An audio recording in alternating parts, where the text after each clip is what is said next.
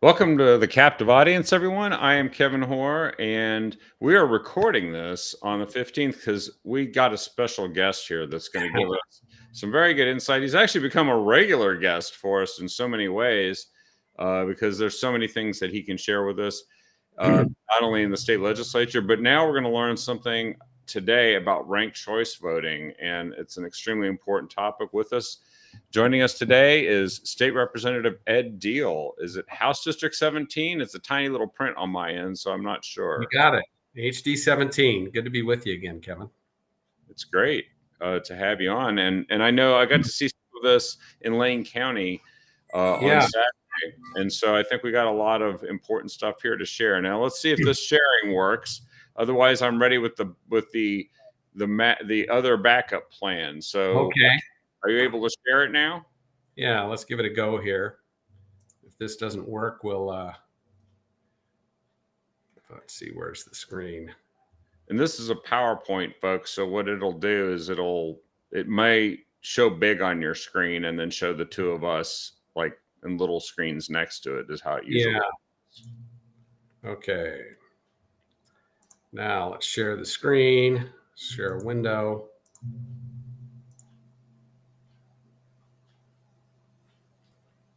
Let's see, show on stream. It's giving me that same thing that we did when we were testing it, so I can't see it. So let me try sharing. Go ahead and do it. Yeah. I'll share it from my end, and then you just tell me, hey, advance. Next.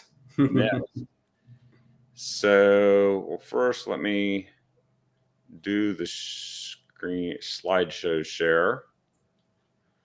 All right. And then a window. And there it is. Hey, wow. Okay. That's great. So, yeah, this is really kind of cool because what you're going to be able to see, you're going to hear Representative Diehl explaining this and us talking about it, but you're going to be able to see this information that's actually really critical that everyone learn about. Now, we know that ranked choice voting is going to be on the statewide ballot this fall. Is that correct? That is correct. Statewide ballot. It was passed by the legislature to refer to the voters. And it was really on a party line basis, right? I mean, it was Democrats really want it. And they actually, this group that was pushing this forward was interested in gathering signatures, but they got the state legislature to go ahead and refer it for them, which saved them hundreds of thousands of dollars at least, didn't it? You're right. Yeah, there's a big out-of-state push to bring this to Oregon. And what happened is our Speaker Rayfield, who's now running for Attorney General, he's a huge advocate for ranked choice voting. So I know he encouraged all the Democrats in the legislature to support it. All the House Democrats did. One Senate Democrat did not. But I've done a pretty deep dive into this, and it's got some real problems. I don't think it's the right solution for Oregon, much less any other state. And it's not a partisan issue either, Kevin. I know it was a partisan vote in Oregon, but there are Democrats that don't like this, that are strongly opposed to it in different parts of the country. There's also Republicans, there's independents. There's a lot of compelling reasons not to implement this, and that's what this slide deck goes through. Well, and then the name of it, and I know we'll probably come back to this too, the ballot title is going to be Gives Voters Option to Rank Candidates in Order of Preference. Candidate receiving majority of votes wins. We've had a problem here in this state with ballot titles that don't exactly shed very much light on what people are voting, and sometimes actually deceive them outright. And an attorney general, which at this point, I mean, she's been in the tank for I don't know how long, that she will not act in the way that she could to make sure that can understand what they're voting on. And we learned from Measure 113 that maybe it doesn't even matter what they're voting on, because then they'll just They'll just turn around and say, well, whatever we think you thought you were voting on, that is what you voted on. And so therefore that's the law in the state. Well, yeah, that title sure makes it sound simple. But the title, when it says a majority, that is really misleading. Yeah. We'll get into that more as we go through the slides here. All right. Well, let's go ahead and head right into it. So on this first slide, you kind of show some basic info, right? I mean, there's this is just the title slide, but there's 2 websites there that I encourage people to look at. They have great information, a lot of research. They look at how it's been implemented in different states. It's good to know that I think it's 85 different jurisdictions have repealed ranked choice voting. This isn't a new idea in the United States, but 85 jurisdictions have repealed it. Wow. And some of those jurisdictions are not exactly right-wing strongholds, right? No. Washington, D.C., the Democrats in Washington, D.C., the District of Washington, D.C., are adamantly opposed to ranked choice voting.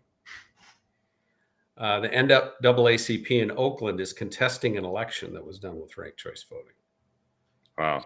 So this isn't a partisan issue. This is issues with the way ranked choice voting is structured, and there's just serious flaws with it. So. Yeah, and I was at Dorchester a few years ago, and they tried to hold the vote as to your preference, I think, of a gubernatorial candidate. Yeah. And it didn't exactly work out because it took forever to figure out who it was, and then when people were it was explained to them how it was that their vote resulted in the end result that they saw. No one understood it. That sounds familiar. Well, why don't we launch into this? Yeah. And so the Ranked Choice Education Association and Stop RCV are 2 organizations that you've made reference here to. They don't have a presence in this state, right? They're national ones. Those are national organizations. Ranked Choice Education Association, I just spoke to the gentleman that's behind that. I spoke to him twice today. And I've met the folks from Stop RCV. And they both have resources that they're making available across the country to help push back against this. That's good. So we do have a national sort of center of excellence that we can go to. Yes. All right. Well, let's go to the next slide. The next one here. Yeah. Here we go. So I wanted to first off talk, before we describe what ranked choice voting is, just talk about our own system that we have in Oregon, because it's so simple. We have a plurality voting system. You have one person, one vote. You pick one candidate, and the candidate with the most votes wins. Every county tallies up their votes, and then they send those to the state to roll that up into a statewide tally. It's not perfect, but it's very easy to understand. Go ahead to the next slide. And the way I look at it, it's very easy to vote. I just explained how you vote. Pick your candidate, mark the box. It's very easy to count. And relative to ranked choice voting, it's easy to trust. I know people have issues with it, but it's really not with how you fill out your ballot. So, it's usually all the other things, like, maybe the function of the machines people have questions about. They also have questions about the voter rolls themselves and people who receive them and how those ballots are collected, and even who they're sent to. But those things aside, just the actual voting method itself is pretty straightforward. Right. So let's take a look at ranked choice voting and how that works. But first, so House Bill 2004 in 2023 put ranked choice voting with instant runoff. In the United States, we just call it ranked choice voting. But when somebody says ranked choice voting, what they're talking about is ranked choice voting, the method of voting with this instant runoff process, and we'll describe it. So the legislature voted on that. It'll be on the 2024 ballot. It's been referred. what it would do is would take the following statewide elections for primary and general. We'll use ranked choice voting. So president, U.S. Senator, U.S. Congress, the governor, Secretary of State, Treasurer, and Attorney General. Other elections will follow the current process. So state representative and state senator? State representative, state senator, sheriffs, commissioners, all that would follow the current plurality method process. That's interesting. I'm just going to make a remark there, but the body that's composed of people that voted to do this decided not to have themselves actually be subject to it. That's interesting, huh? That usually sets off an alarm bell or two. Yeah. You know. And go ahead and hit next. We talked about it. It was highly partisan. Only 2 Republicans voted yes that I could see. Rep. Conrad, Senator Finley. Only 1 Democrat voted no, Senator Meek. So it was a highly partisan, which is very disappointing because, as I said, this is not a partisan issue. This is about election integrity. We want a system that's easy to understand and that's easy to count. And this takes us in the opposite direction. It shouldn't be a partisan issue. Were there groups that were actively lobbying against the passage of this bill in Salem? I'm not aware of any active lobbying against this, which frankly is very typical. Yeah. Well, that's how we got Measure 110, right? Yeah. We had millions of dollars come in from out of state to pass that bill or pass that ballot measure. And what did we have? A $100,000 or $200,000 effort against it? Yeah, and we actually know from polling that was done by Riley Research. Mike Riley he's been on our show before, and he said the research actually showed that had people been told what was in Measure 110, it would have gone down in flames. It would have gone down. They were deceived by the title, and I'm afraid that'll happen again with this. Yeah. So, and it really is going to take an education effort for Oregonians to understand what this is. And I think once they do understand it, they will be very much opposed to it. So that's our task. Yeah. I asked about the lobbying because I know what happens when people only hear one side of an argument, and they're constantly plied with this, and people are like, well, doesn't this make sense? Or how about this? How about that? And then they buy one argument and they vote for something, and then everybody else gets to think it through later, and they're like, what were you thinking? Yeah.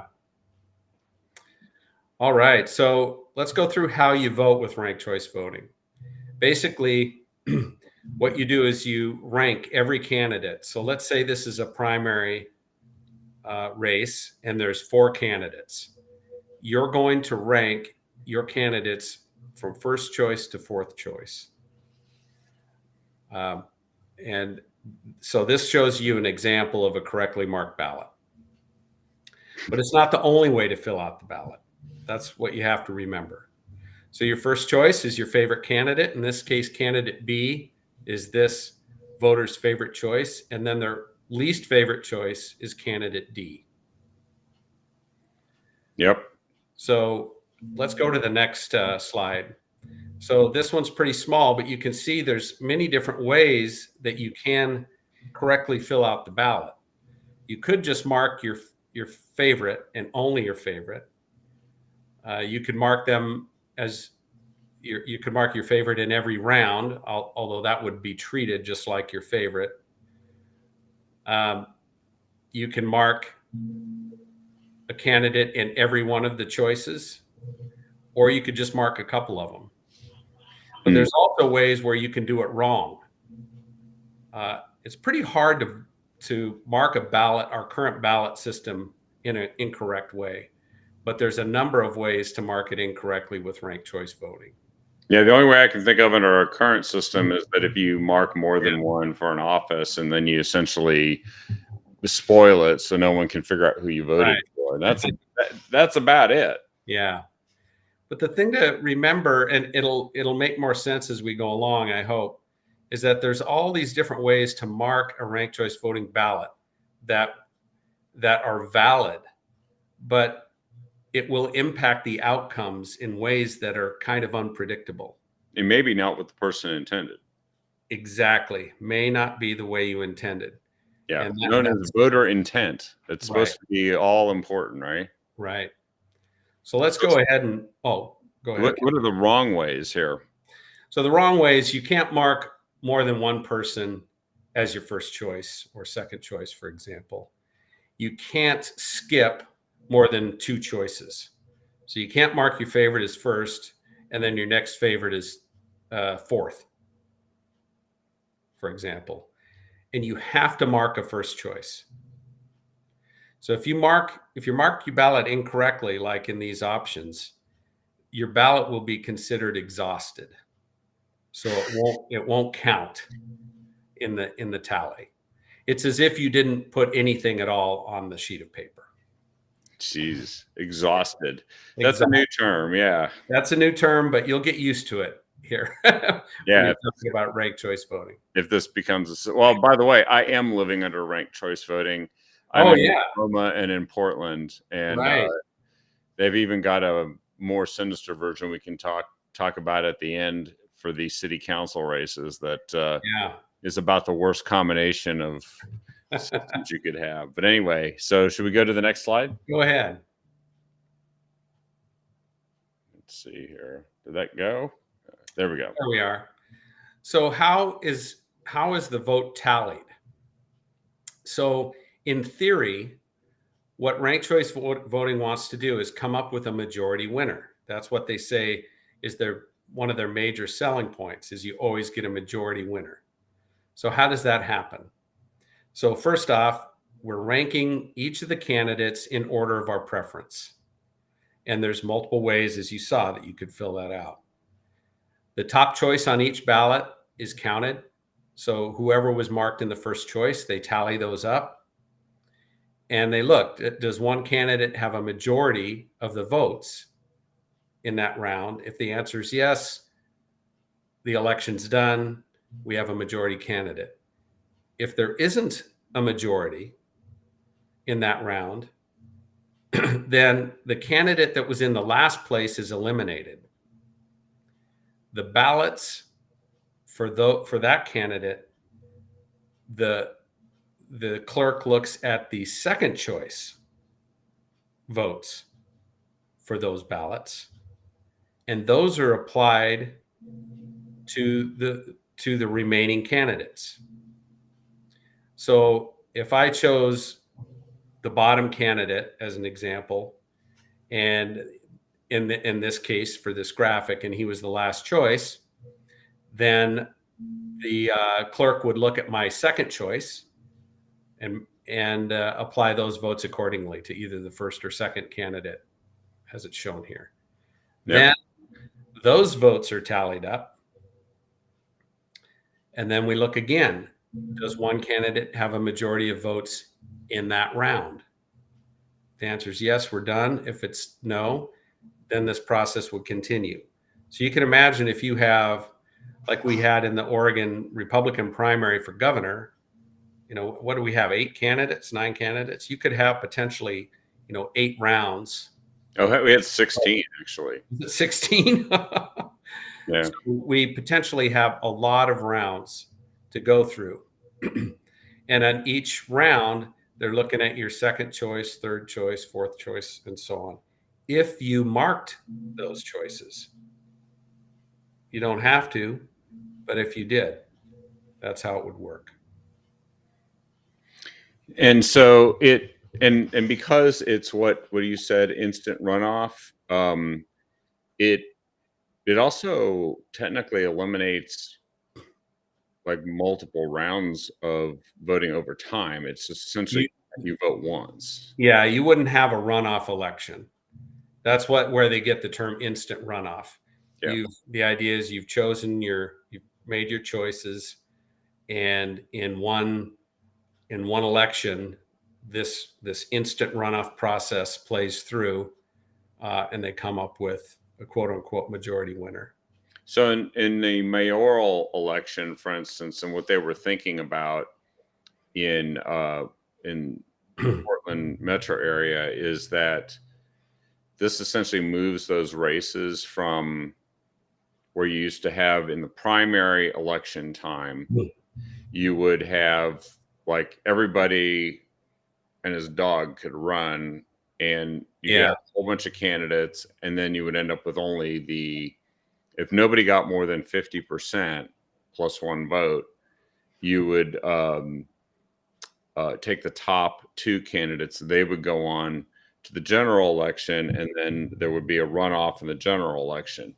But what they advertise this as, at least two progressives, is that this is progressive because instead of having potentially a different electorate voting in the primary versus the general, you would get the maximum number of progressives showing up in the general election, which includes a lot of low information progressives. And then you would enfranchise more people by having more people vote at once instead of having this step one, step two.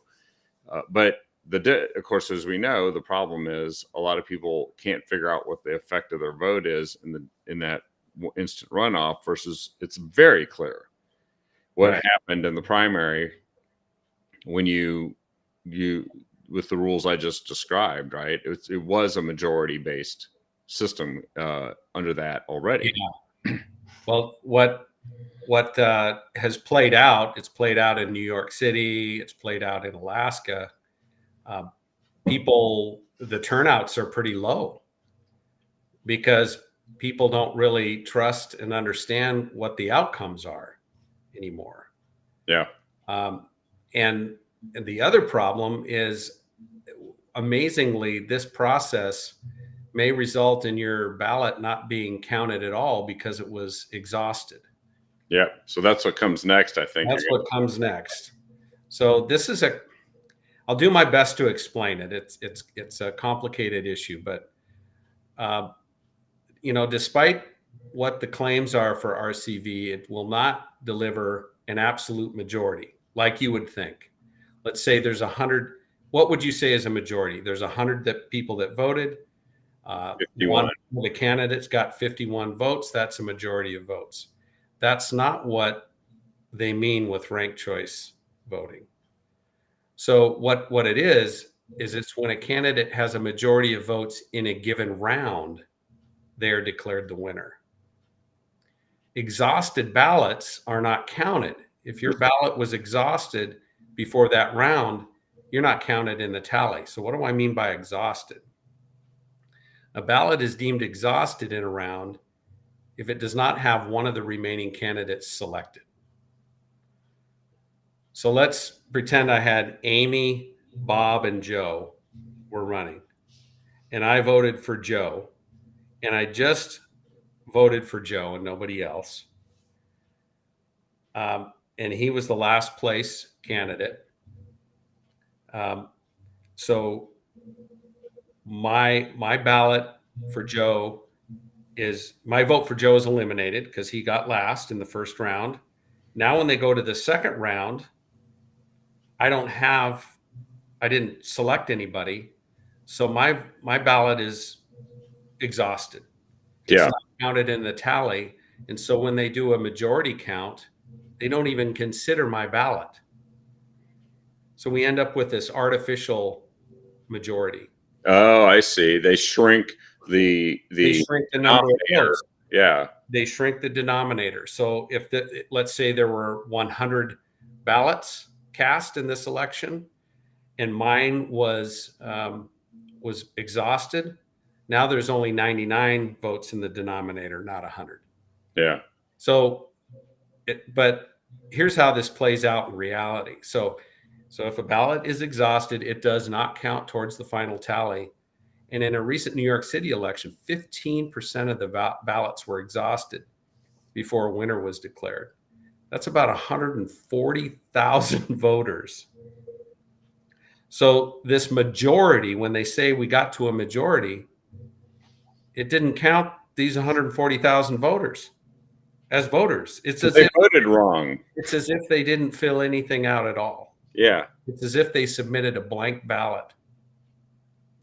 So, and the troubling part with this is they've done studies to show this is disproportionately affects certain groups. Yeah, minorities, right? Minorities. I think 1 in 8 Alaskan natives were disenfranchised with this. 1 in every 8 Alaskan native voters. That's because they had that for the first time in 2022 in Alaska, right? And they saw what the results were. Was it 2020 or 2022? I think it was 2022 because that was the year Lisa Murkowski that was on the ballot. She could not win. She's considered like a kind of a super rhino Republican at this point by even Alaskans. So she couldn't win the Republican primary. But they got this system in place in time so that when she was running for re-election, she could actually be the second choice candidate of a bunch of people and defeat the Republicans who, and then but that, I think that wasn't the worst part of it because everybody kind of thought that was coming. It was what happened in the congressional race. What happened in the congressional race was unbelievable. They ended up having a Democrat win, even though the turnout was, there were 40,000 more Republicans that voted in that election than Democrats. In a state that hasn't had, that has had a Republican representative for the past 50 years, 40 years in this district. Yeah, so, Don Young was there forever. Yeah, basically. So, and the reason is people were not clear on how to vote. And so you had Republicans split their first choice votes for 2 different Republican candidates, not mark a second choice. And then all the Democrats voted for one candidate. And that's what happened. So, and this was a jungle primary, a jungle type election, which we it was 4 candidates, right? Thing. But the point is that it's very sensitive to how you fill out your ballot, and we can see it in New York. We've seen it in other jurisdictions where a lot of ballots are simply exhausted. They're not counted toward the final tally. So the claim that you have a majority is really a false claim. Well, and I think that there's other iterations of this that sometimes are even worse, like the jungle primary of 4. Sarah Palin was one of the candidates. Yeah. Known. If this is her versus a Democrat in a general election, this is a runaway. Of course, I just read how everybody's really upset that the member of Congress that came out of that election, the Democrat, doesn't seem to be representing voters from Alaska. No. Gee, I wonder how that happened. And you know what? This is the Democrat dream for red states. And it's the Democrat dream for red districts. And it's the Democrat dream. And I know I'm getting really partisan about this, but it's the dream that they can actually just extinguish all opposition by Republicans in places that Republicans tend to win even. But remember, the thing is, it can be manipulated by whoever is more organized and understands the system better and can communicate that to their base. Even if voters don't understand. Even if voters don't. And we got to remember the Washington, D.C. Democrats are very strongly opposed to this. Yeah. And I believe it's because they feel it disenfranchises large groups of their voters. They just don't understand it. They're not going to fill it out correctly, and or they won't vote at all. Yeah.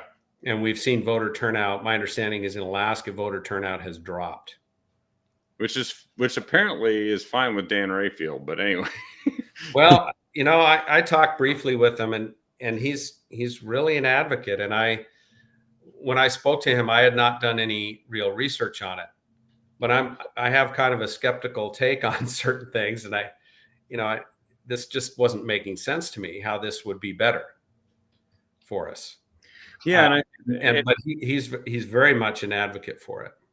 yeah, and we've seen this. There's been other movements across the country, national popular vote to essentially neutralize the electoral college, which actually ironically hurts small states like Oregon. Yeah. There's a whole variety. Vote by mail actually at one time was one of these fringe things that they experimented on in certain places, and then at 2020 it spread about as faster than COVID did actually across the country. And so this is not new, but that the phenomena that they experiment on this, but they do it with things that people don't fully understand the impact of. So shall we go to the next slide there? Go ahead. Yeah. Here's another, in my opinion, a very serious flaw with ranked choice voting. And it's because of these multiple rounds.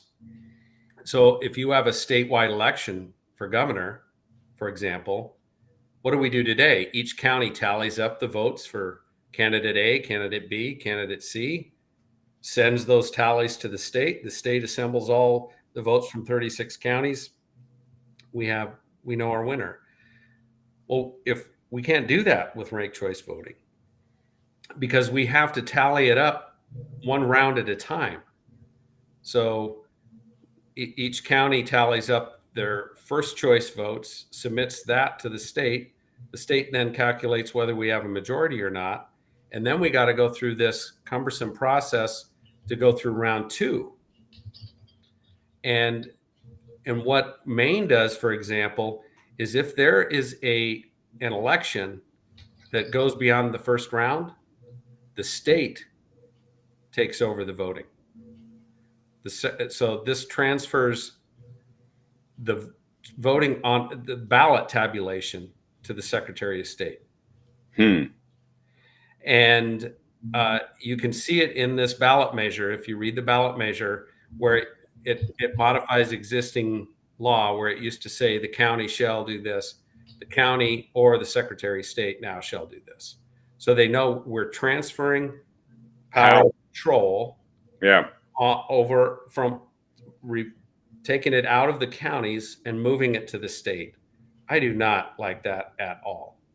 Well, and that's a fundamental power shift, because didn't we learn, somebody mentioned that the county clerks actually had originally come out against this? There's a number of county clerks that are adamantly opposed to this for a number of reasons. This is one reason. It really complicates counting. In fact, it makes it almost impossible to hand count. Yeah.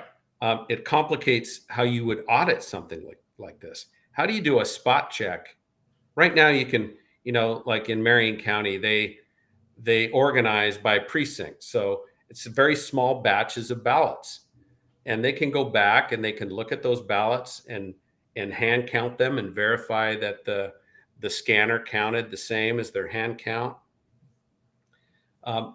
It becomes much more difficult, especially when you have 8 or 10 or more candidates in a primary, of how are you going to do this spot check and validate this, because it almost has to be done at a statewide level, because everything's consolidating. You can't just tally results at a county by county level anymore. So those people that we elect in many of our counties, there's a few where they're just appointed or they're employees of the county commission. But in the counties where we elect a county clerk, this county clerk in the races that we're talking about that will be covered by this, and I have full confidence that if they do it with those races, they'll eventually do it with all of them if they like the result. But those county clerks will have to say after the first round, out of my hands, I'm not in charge anymore. Yeah. I can't do anything. I can't assure you that the voting results can be audited accurately in my county. And you can see what Maine does. The ballots or the memory devices containing the raw data are handed to the Secretary of State. And then they finish the voting. They finish the counting. Yeah. And that comes down to one person, one elected official, essentially, instead of this decentralized system of validation geographically, which, by the way, that's something that we should remember. Vote by mail kind of eliminated something as a useful check, especially if you're trying to make sure that people really exist who are voting, is precincts. Vote by mail essentially made precincts just arbitrary definitions. You can't audit a precinct very effectively anymore. And this is going to not only, so this will pick up where vote by mail left off after taking away that highly localized knowledge of who was actually voting, right, and moved it to vote by mails at the county level. Now, this is going to take for a huge swath of stuff and just push it all the way to the state level and just render it. And by the way, and I think you're going to cover this, but as you said, you can't hand count it. So what does that mean? I know it means you're almost required now to use a computer. But the computer systems we have won't work with ranked choice voting. So they would have to be updated. So that leads us right to this slide. Yeah. So this is just some of the problems with ranked choice voting. We've talked about it already. It's complicated for voters. New York has spent millions of dollars to educate voters on how to use it. My understanding is the Portland metro area has plans to spend about $650,000 on an education campaign to teach people how to use ranked choice voting for the system they already have. There's more ways to incorrectly fill out a ballot. That's why the part of the reason that ballots are exhausted is because they were filled out incorrectly. And I've read studies that show this, that what's odd is one of the claims is they say this will increase voter participation. One thing that the proponents are worried about is there's a lot of people that just don't fill out, they won't mark anything on a ballot. Yeah. But then they compared it, but when we do ranked choice voting, they're more likely to fill the ballot out. Their data, so I read the study. The data does say, yes, they're more likely to fill it out, but guess what? They're more likely to fill it out wrong. So the reject rate was greater. They don't mention that part. The reject rate was greater. All of this, how in the world, if you create something that's harder to vote and harder to count, that's not going to increase confidence in our elections. And I don't care if you think our elections today are perfectly sound or they're completely flawed or something in the middle. The truth is we have people who are not confident in the integrity of our elections. This is doing nothing to add confidence. In fact, it's going to reduce confidence in our elections. And adding complexity doesn't help voters that struggle with the current system. Right. It just adds complexity and makes it harder for them. So these are all the problems with it, right? Yeah. This is a partial list of problems. Right. And so it essentially makes us completely dependent on machines, which people have questions about the machines. Yeah. I wrote software for a living. I program computers and to make machines do things. And I'm not a fan of having our election systems run by a computer. In Oregon, one thing we have going for us, we do use paper ballots. I like paper ballots. Yeah. We use computers in a limited capacity to validate signatures and to do digital scanning of those ballots. And every county does it a little bit different. In some other parts of the country, they don't even use paper ballots. They're computerized all the way. That makes me nervous because, like I said, I've written code before. Yeah, you know what it is you're speaking of. I've done coding too, and I've done it with databases. Yeah. The issue is that one line of code can actually, even when it wasn't intended, when it's just a bug or an error, can actually mess things up. Mm-hmm. And then on top of that, you can have people intentionally do it. You can have hackers do it. Mm-hmm. And then the more automation you do, the more you're dependent on algorithms to make all these decisions correctly for you, which people don't necessarily have full trust in. And then we constantly hear that if you question an algorithm, if you question the computer systems, if you question any part of the process, you are undermining democracy. And if you say, well, we need to audit this, it's like you're spreading misinformation. I'm not getting my confidence reinforced when that's the response, that being auditing something is a problem. Right. Yet we want to spend millions of dollars adding a system that people aren't going to understand, and it's going to disenfranchise voters to solve a problem that, and this is my number one question, what problem is this system solving that's so pressing that nobody, that we can't go on without it? No, this isn't solving any problem. It's creating more problems. So this makes it, in short, it makes it harder to vote, makes it harder to count, and absolutely it makes it harder to trust. Yes. And I think on the next slide, I get into a few other things. Yeah. So these are some of the claims that are made by the proponents of ranked choice voting. So one claim is that RCV always results in a majority winner. That is false. We've had elections where at the end of the tally, it didn't have a majority. Plus, I've already talked about it's not really a majority. It's a manufactured one anyway, because exhausted ballots aren't even counted in the tally. Yeah. So that's really a false claim. And unfortunately, it's in the ballot title. We'll get a majority, and it's absolutely false. Yeah. You will not get a majority every time.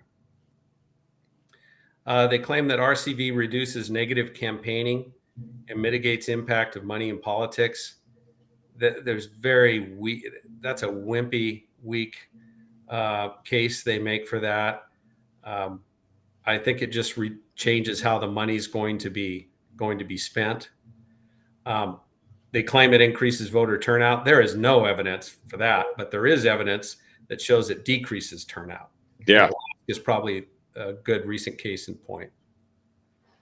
They claim it encourages third-party candidates. There's evidence that shows it may actually hurt third-party candidates. Yeah, they disappear. They end up becoming the exhausted candidates, right? Right. And there's some that show, and I've included a video of this, that they claim it eliminates the spoiler effect. You know what the spoiler effect is, and that is one of the challenges with our current plurality system. You got to pick one. So are you wasting your vote by picking this third-party candidate? Will it open the door for the candidate you don't like to get elected? I know when I sit down and I see multiple candidates, I think about that. But as a voter, I make a decision. I've got three choices. I research it, I investigate, and I'll make my pick. And we'll tally the outcome. It's pretty obvious. But the claim that ranked choice voting eliminates that is not true. It may eliminate it in some cases, but not in all cases. And what this one study shows is putting your favorite first only works if your candidate is very strong or has no chance at all. Otherwise, your vote may indeed work as a spoiler effect the same way it does in the plurality system. And it could do it for the second highest ranked candidate. Yeah. Potentially, right? Which people would be like, well, wait a second, they got the second most votes. So right. How did that happen? Right. So if we haven't eliminated the spoiler effect, we haven't increased third-party candidates, we haven't increased voter turnout, and we're just manufacturing a majority vote, why in the world are we doing this? Yeah. Yeah. And that's on top of the complexity. Yeah. Which I think if people want to trust the system, and that's important, They aren't increasing trust, which is just seems like it's creating a new problem. And okay, this one's a little geeky, but it, to me, this is really important, and this has to do with the outcomes.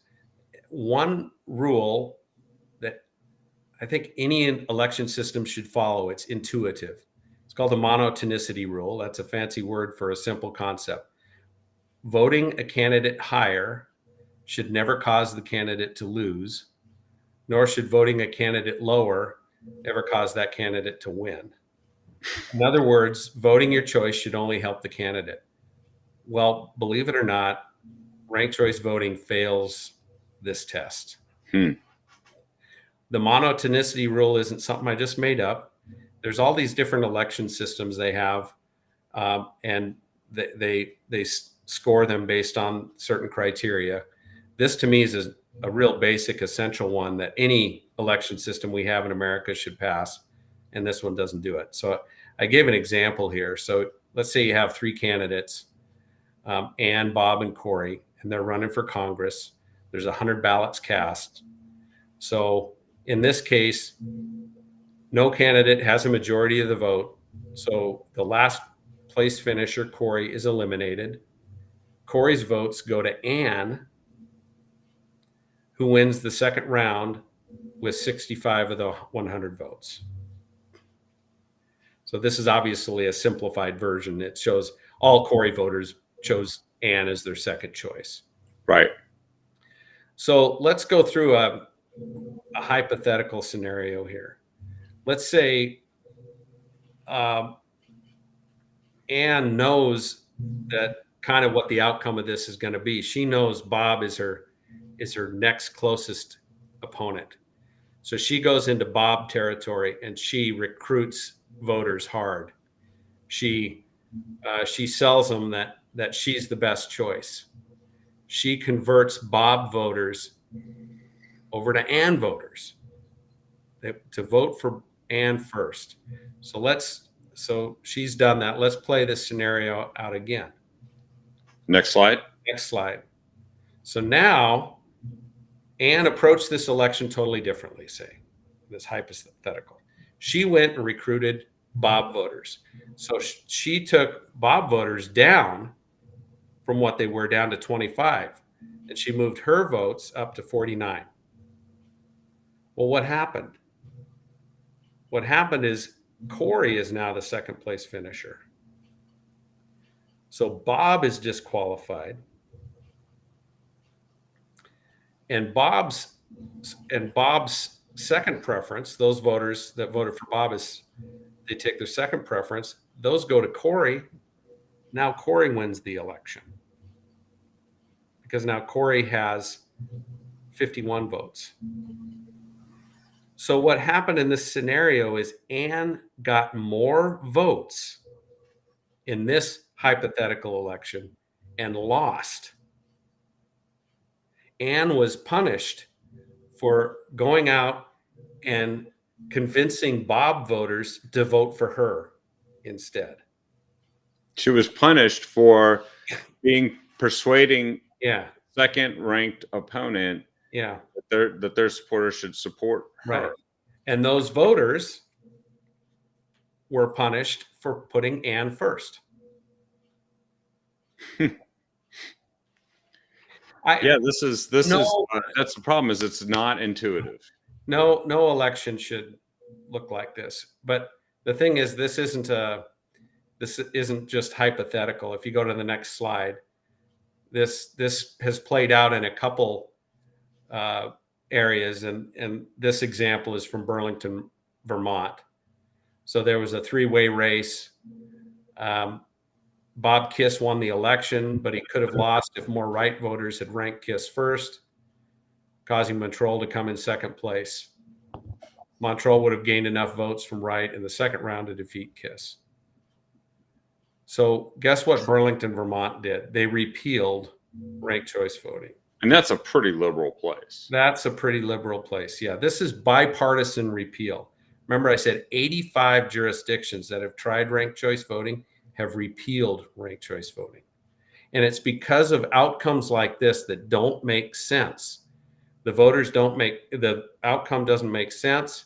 The voters feel disenfranchised. They're not sure how to fill out their ballot because there's several different ways they can fill it out and still be quote unquote correct. But the way they fill it out could affect the outcome. So, there's so many issues with this. But to me, this was a very compelling, probably the most compelling reason not to use ranked choice voting. And the fact that it's so complicated to even explain at times what's so wrong with this No. should actually make it a good reason not to do it, because Yeah. if something's wrong with the system, it also should be easier to understand it.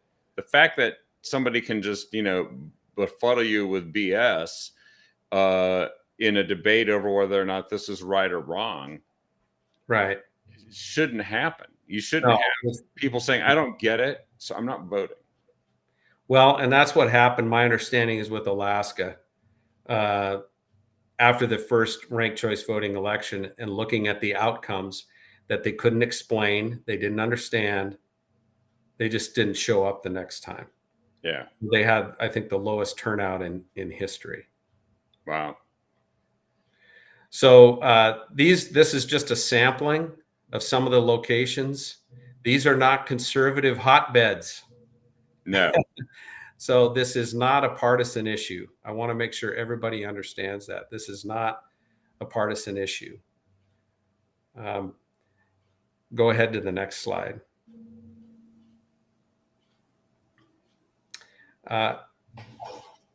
MIT did this, looked at the outcomes and spoke to voters in Maine. And it's very interesting. So they're proving that RCV produced significantly lower levels of voter confidence, voter satisfaction, and ease of use. It also increased the perception that the voting process was slanted against the respondent's party, whatever party it was. They got the results, whether they were talking to a Republican or a Democrat. Huh. It also increased the amount of time it took to vote, because I think they vote in booths here. So, and this is from MIT. So I've hit on a number of issues. I would encourage people to go and research this themselves. If you go to the next slide, that I've included, when you ask somebody, where do you go to evidence that supports ranked choice voting, everybody points to one place, fairvote.org. The two websites that I've highlighted that I found useful, stoprcv.com and rankedchoiceedu.org. Those are great resources that are critical of RCV and provide a lot of evidence. And through this slide, Kevin, and you can share it with anybody, I've included links to the sources that I use for this information. So in Oregon, knowing that this is going to show up on the ballot, and there are places like in Eugene where they're working on something called star voting, which is kind of another version of this. Yes. You go around Eugene and there's just star voting signs all over the place. And nobody knows what it is. So, and at the statewide level, no one's actually had the opportunity to see what a debacle it is in most of Oregon. And they're going to be voting this way in November in Portland and Multnomah County. Yeah. Which means that they won't have time to vote against it and say, that was a bad idea based on what they saw in Portland or Multnomah County. So we've got an issue, right? No organized opposition to get the word out. There's just you and the PowerPoint and these groups. What can people do to, kind of combat this? Because that people are going to hear from the well-financed. I thought I heard that George Soros was one of the funders of Fair Vote and that whole effort, but I think that's the case. I know they will be pumping money into Oregon. They're pumping money into some other states as well. I think, what I'm looking for is a group to organize, to put a website together, to raise funds, and to educate and get people aware of this. The Ranked Choice Education Association has some great resources that they're more than willing to share with us. They will produce material and videos that are Oregon specific if we want them to do that. Philip is the gentleman's name that heads up Ranked Choice Education Association. He's a great resource. He's also going to be coming down. I won't get the date correctly, but it's sometime in May. He's coming to Oregon to talk about ranked choice voting, the mess it's made up in Alaska, and his effort to get it on the ballot to repeal in November 2024. So, and there's a huge momentum in Alaska to repeal ranked choice voting. I'll bet. Yeah. But I think we need to organize. We're not going to have anybody come and bail us out with money. It's not going to happen. It's going to be homegrown. The defense and the opposition to ranked choice voting is going to be homegrown. And we shouldn't concede that this is somehow just a Republican issue. As you said, people from every party and every candidate seem to feel that biased against their own candidate. It's liberal strongholds that have repealed it. It's just a bad idea. California Governor Gavin Newsom has spoke out against ranked choice voting. Former California Governor Brown has spoken out against ranked choice voting. The Oakland NAACP has spoken out against it. The Washington, D.C., District of D.C. Democrats are strongly opposed to it. We need, as we're thinking of how we're going to communicate this to Oregonians, we need to pull those resources in and make sure people hear that. Again, this isn't a Republican issue versus Democrats. This is maintaining our democracy in Oregon. Yeah. Maintaining the integrity of our elections in Oregon. Everybody should rally around that, whether you're a Democrat, Independent, or Republican. Well, it's not just maintaining it; it's preventing it from being destroyed in many many. And it was hanging by a thread with far too many people already. Now, what's interesting, I just came up with this. I've been thinking ever since Saturday, what is a nice, simple message? And it's whatever this measure is called on the ballot, it's the measure 110 of voting. Yeah, it is the measure 110 of voting. Yeah, I like that. It might be that easy. I mean, it's funded by out-of-state folks. It is the measure 110 of voting. And I've been thinking, we need to protect our democracy. We need to stop ranked choice voting. And it creates a problem instead of solving one that people say needs to be solved. Even it's actually arguably worse than measure 110 because even measure 110 pretended to solve a problem. This thing isn't even doing that. No, it's not. It's just creating a whole bunch of other problems. Yeah. Well, this has been very enlightening. Let me see if I can get us back onto the same screen here. There we go. Right. And I think that I want to thank you for taking the time to do this because you're a busy guy. You're state rep. That's more than a full-time job much of the year. And then on top of that, you're taking on this cause and helping educate folks, and you do it so well. And I'm so pleased and grateful that you were able to come on today and explain this, because if someone doesn't explain it, we're just going to end up with more problems than we know what to do. Yeah. We've already got plenty. Kevin, I would love to get you connected with Philip from Ranked Choice Education Association and his efforts in Alaska. And he's great. He's done a really deep dive on this, and he could really add, I'm sure, a lot to what I've said. I got to hear from Sarah Palin back at the platform convention, and she said some choice words. She had choice words, I bet. Yeah. She did. Yeah. And I feel like we've got so many things that are clearly in need of being addressed. Let's just stop adding to our list of problems. It's I really hope that Oregonians, when they look at something like this, they look at it with a skeptical eye. They don't just, boy, reading a ballot title and changing your entire election system based on 20 words you read. Yeah. I just hope to God that people are more skeptical and critical than that and actually dive into what this is. Well, we have a chance to do it, and you helped us get started along that process. So thank you so much. Happy to help, Kevin. Yeah, I really appreciate it. We look forward to having you on again. I know there's going to be another topic. We'll probably talk energy. What do you think? We might talk energy because I'm going to get the opportunity possibly to see what you've talked about often about the small advanced nuclear at NuScale. And I'm excited to learn more because I like thinking that there's just things that we could actually do to solve the problems rather than cause new ones. We could actually really do something that would change everything for the better. No, it'd be great to do this after your tour. I think this might just be a good time. Yes. And I would love to go on that tour with you, but I can't, unfortunately. Yeah. Well, I'm appreciative that as busy as you were able to come on and do this today. And like I said, we look forward to having you on to the next time. Yeah.